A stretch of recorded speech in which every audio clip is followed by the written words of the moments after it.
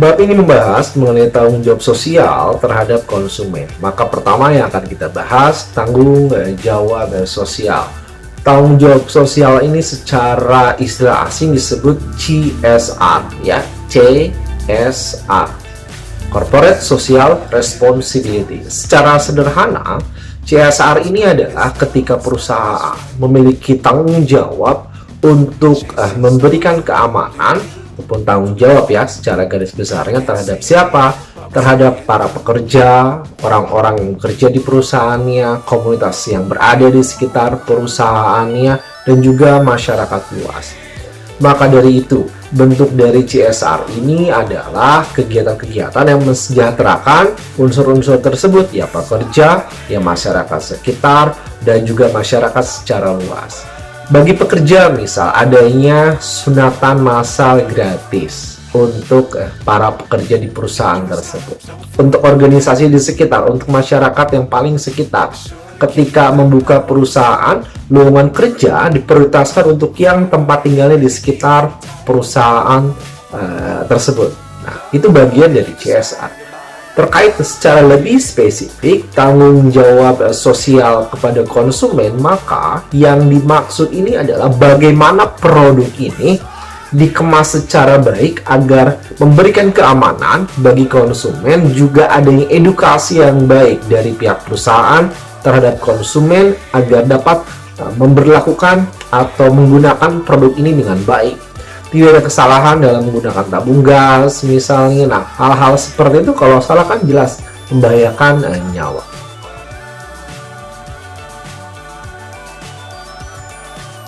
Setelah kita bahas definisi dari CSR sebelumnya, nah, ketika Anda ingin melihat CSR secara luas, ingat, CSR secara luas ini terkait tanggung jawab terhadap orang yang bekerja, organisasi sekitar, dan masyarakat luas. Ketika mau paham tentang itu, Anda bisa baca Undang-Undang PT, ya, Undang-Undang Perseroan Terbatas 40 tahun 2007 rasanya, ya. Nanti Anda bisa search, bisa ingatkan saya kalau seandainya angkanya salah atau sudah ada revisi yang baru.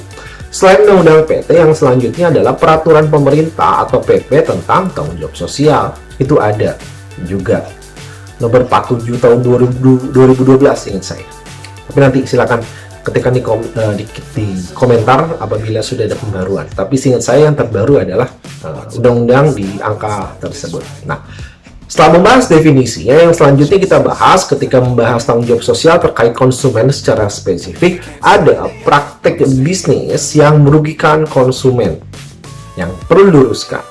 Yang pertama adalah mengurangi jumlah. Ada orang-orang yang pelaku usaha melakukan penjualan, tapi jumlahnya itu dikurangi. Contohnya apa? Ketika di pasar tradisional adanya jumlah pembelian beras misalnya yang dikurangi.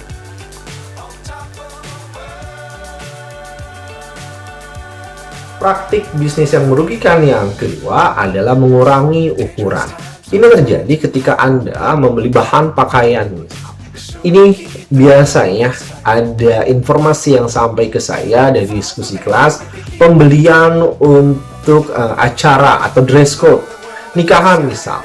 Beberapa keluarga kan memilih memberikan seragam untuk keluarga yang menikah. Secara ukuran dianggap diukur sudah sesuai, tapi ini akan ketahuan, akan terbongkar ketika membuat bahan bajunya. Bahan bajunya ketika sudah jadi baju maksud saya.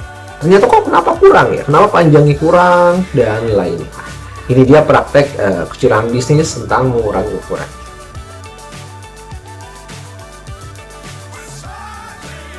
Yang ketiga adalah mengurangi waktu. Ambil contoh di jasa pendidikan, private, bimbingan belajar, sekolah, kuliah, itu kan jasa pendidikan. Mengurangi waktu yang seharusnya misalnya berapa lama jadi seperkian lebih sedikit waktunya. Itu secara konsep itu mengurangi waktu, sebuah tindakan yang dihindarkan. Tapi ini bagi saya, menurut saya perlu dikaji lagi, apakah benar kesepakatan waktunya demikian? Ataukah bisa dibuat kesepakatan ulang? Misal, ketika saya mengajar, saya mengajar seharusnya 3 SKS misal, yang artinya 50 menit dikali 3 waktu itu.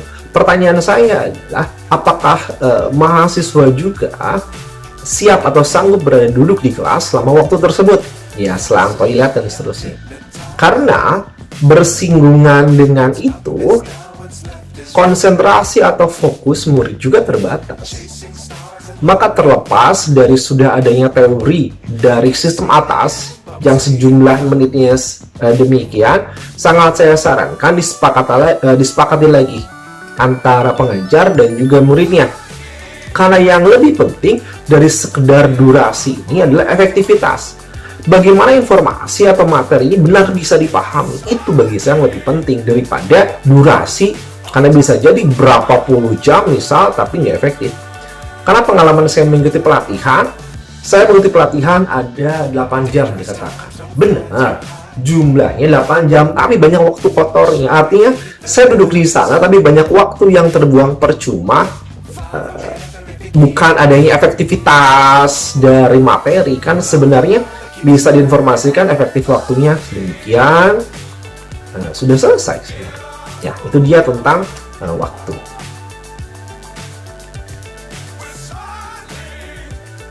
Selanjutnya adalah mengurangi kualitas.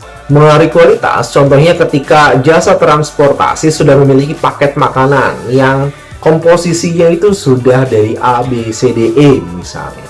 Tapi ternyata pada beberapa bulan kemudian terjadi penurunan, apakah jumlah yang lebih sedikit kualitasnya ini atau berkurang variannya? Karena seharusnya standarnya sama dan minimal naik. Nah, masalah kan harus ada quality control ya, yang bisa memastikan kualitasnya sama.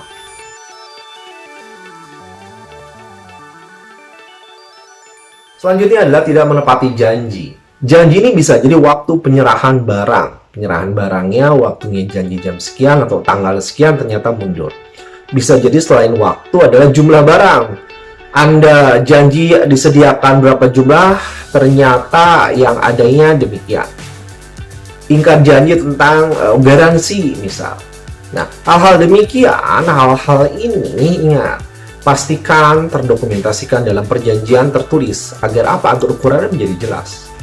Tertulis memudahkan pembuktian dan memudahkan ukuran agar standarnya jelas. Pun apabila terjadi hal-hal yang bisa di luar perjanjian, inilah fungsi dari komunikasi yang baik. Komunikasikan alasan sehingga memungkinkan dibuat perjanjian atau pembuatan perjanjian baru. Sehingga dengan adanya komunikasi menjadi sama-sama baik antar dua pihak ataupun lebih yang membuat kesepakatan.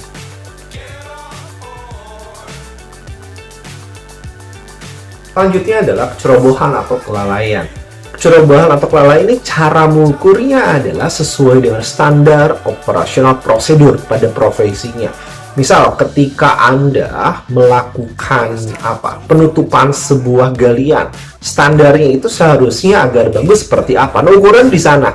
Oke, sesuai dengan kontrak dan ukuran yang terjadi. Seandainya adanya kelalaian di sana, ada kecerobohan sehingga mengakibatkan korban misal dari galian yang tak tertutup baik, ada kecelakaan di sana. Itu merupakan perkara kelalaian atau malpraktik. Dokter melakukan jasanya, tapi ternyata adanya korban, dan ini kan harus diukur. Apakah dokter melakukan usaha terbaiknya sesuai dengan SOP dari seorang dokter di profesi yang ini, atau menyalahi SOP yang seharusnya agar semuanya menjadi terukur.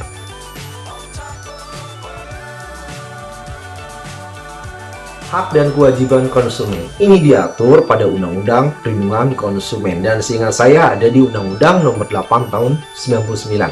Ya. Nah, namanya adalah Undang-Undang Perlindungan Konsumen, tapi kalau Anda baca undang-undang ini banyak mengatur pelaku usaha. Oke, karena memang tujuannya untuk melindungi konsumen. Hak dari konsumen, bagaimana konsumen ini tetap aman, tetap nyaman, dan pastinya selamat terkait penggunaan ini. Makanya memang Undang-Undang Perlindungan Konsumen. Lantas setelah adanya hak, kewajibannya apa? Kewajiban yang pasal 1, memiliki itikat baik. Itikat baik diukurnya dari mana? Dari perilaku konsumen pada umumnya, sesuai dengan tujuannya. Nah, itu kan itikat baiknya dari sana. Kemudian setelah ada kewajiban yang memiliki itikat baik melakukan pembayaran, kemudian menggunakan sesuai dengan prosedur yang ada, aturan pakai produknya. Nanti lebih jelasnya akan saya tampilkan pasal di mana pengaturan hak dan kewajiban konsumen pada Undang-Undang Perlindungan Konsumen atau UPK ya.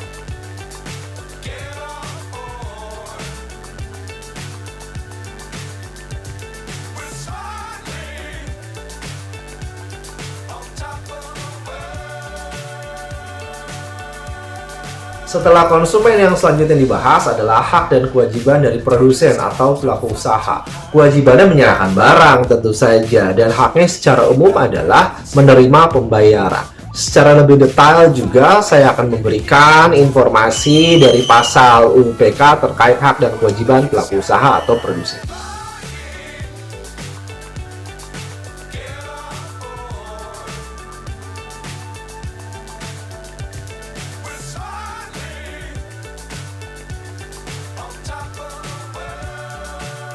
Pembahasan terakhir pada bab tanggung jawab sosial dari konsumen ini adalah YLKI, Yayasan Lembaga Konsumen Indonesia.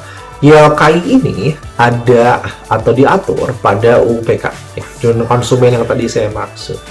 Artinya dasar hukumnya memang sudah jelas, ada pada UUPK. Kemudian pertanyaannya, apa fungsi YLKI ini? Pertama, Anda perlu paham YLKI adalah bentuk dari organisasi masyarakat atau kalimat hukumnya LPKSM kalau Anda cari, Lembaga Perlindungan Konsumen Swadaya Masyarakat.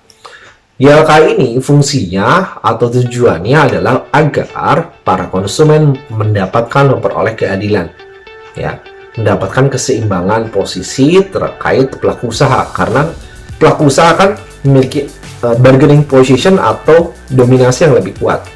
Fungsi dari UPK dan juga LPKSM ini untuk mengimbangi, mengadvokasi, untuk apabila ada yang konsultasi, bagaimana ada yang pemecahan masalah, butuh solusi, atau bahkan mediasi, ada konflik pelaku usaha dengan konsumen ditengahi oleh LPKSM.